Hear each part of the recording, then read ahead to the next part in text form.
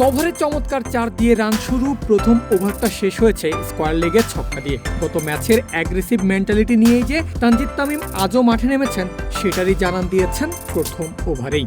কিন্তু এরপরই স্কোরবোর্ডে দেখা যায় এমন একটা দৃশ্য, W0W000।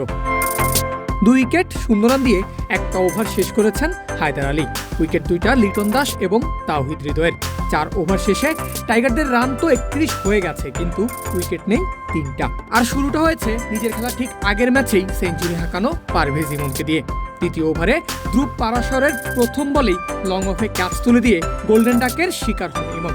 1 ডাউনে নামেন ক্যাপ্টেন লিটন। 1 ছক্কা 4-এ 14 রানও যোগ করেন স্কোরবোর্ডে। কিন্তু তারপর চতুর্থ ওভারে শুরু হয় হায়দার আলীর ম্যাজিক। দ্বিতীয় বলেই এলবিডব্লিউ হন লিটন দাস। চতুর্থ বলে একই আউটে বিদায় নেন তাহিদ হৃদয়। শেখ মেহেদী বাকি 2 বল ডট খেলেন, ফলে 1 ওভারে 2 উইকেট, কোনো রান নয়। ফলে মেইডেন ওভারের পাশাপাশি 2 উইকেট হায়দারের। চলো পুরাই খুশি নতুনের সাথে তুলে নিয়ে চিল হবে রিফ্রেশিং মুডে। চিয়ার আপ, চলো উড়াই খুশি। ম্যাচের গতিপথ পাল্টে দেয় ওই মুহূর্তটাই। তবে তানজিদ তামিম অবশ্য ছিলেন নিজের ছন্দে। তার ব্যাটিং মেন্টালিটিতে কোনো পরিবর্তন নেই। পঞ্চম ওভারে 2 ছক্কা আর 1টি 4 হাঁকিয়ে ইনিংসকে এগিয়ে নেন আরও দূরে। কিন্তু বিপরীত পাশে আসা যাওয়ার মিছিল চলতেই থাকে। পাওয়ার প্লের শেষ ওভারে বোল্ড হয়ে ফেরেন শেখ মেহেদী হাসান। 6 ওভারে বাংলাদেশের স্কোর দাঁড়ায় 49, 4 উইকেটে।